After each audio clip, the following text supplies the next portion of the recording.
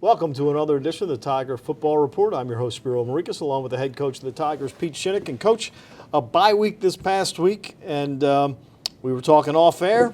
For you, it's kind of a mixed bag because you like routine. I do. I'm a routine guy. So anytime the routine gets broken up, it just kind of changes the structure of what I'm doing, what my day-to-day looks like. Sunday's supposed to be this way, Monday's supposed to be this way, all the way through the week. The bye week, I think it's really good for our players, and that's what I appreciate about it because it gives them a little chance to break up their routine, but also give their bodies a little more opportunity to rest. We didn't have a typical work week, type practice schedule. We gave them Monday off. We gave them Friday off. All they had to do is lift on Friday, gave them the weekend to just kind of recover. And then Tuesday, Wednesday, Thursday, we practiced, but they were much shorter practices. So instead of being closer to 2 hours, they were closer to an hour and a half. So I think they felt that. That felt good. But for me, I'd just rather just stick in the routine. Let's do this all the way to How about Saturday itself, where you're normally getting pumped for a football game? Do you get pumped to sit down and watch a bunch of games? Well, what we did, because of the new signing day and it getting moved up, we hosted 7 recruits. So Saturday was kind of, it was another type of game day. Getting families here on campus, showing them all the wonderful things that are taking place at Towson. And then I think late at night I watched a little bit of that, what was there, an Alabama-Georgia game or something like that? Maybe a pretty spectacular finish. So I think once we got back from hosting the recruits, that's what I did. That might be the only game I think I saw. Well, one team that did play on Saturday is your opponent this week, William & Mary.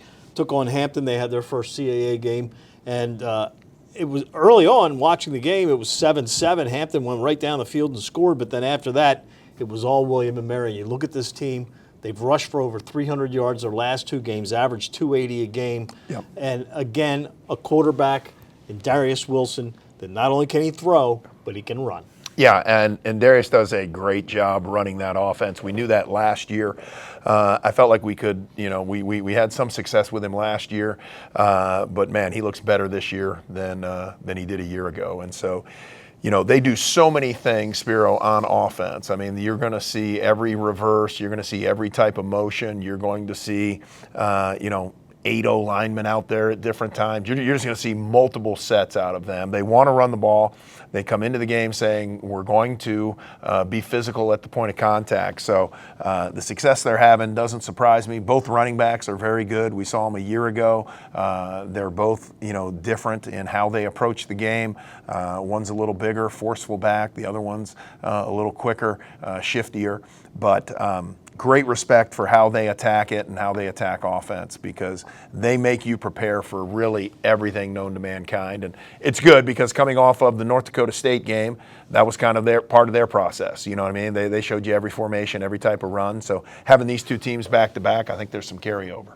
And then from the receiving standpoint, I mean, Hollis Mathis, 20 catches in the first 5 games of the year. And then the tight end, McElwain. This is a battle of tight ends here with the Tigers and William & Mary. No, I think both tight ends you're going to see are probably 2 of the better ones in the conference. I think there's some others vying for that, but obviously we got a lot of faith in Carter, what he's been able to do.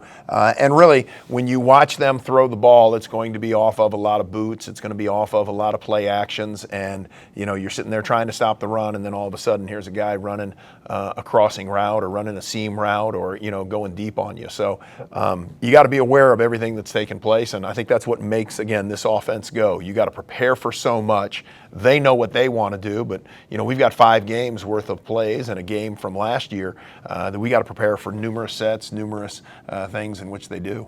And they're a team that they're not going to come in here, they're ranked 12th in the country. They're not going to come in here taking this game lightly because of what happened last year when you guys went down there and kind of shocked the CAA world with a victory. Yeah, I mean, I think they were 14th last year, 13th last year.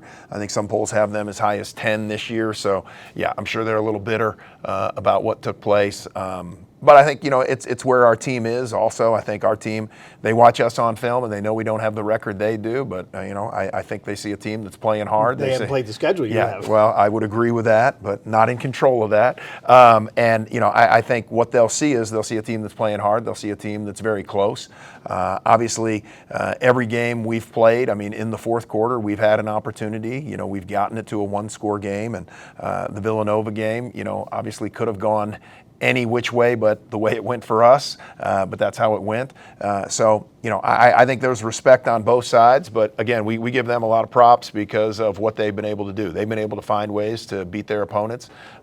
Played a couple of, played Wofford and Furman, two teams that have traditionally been very strong. So, we know we got our hands our hands full with this group, and know that we have a lot that we have to do to play them at the level that we think we're capable of playing. One other thing is you're playing at Johnny Unitas Stadium. Do you need to give your players a map? It's been so long since it seems like we've had a game here.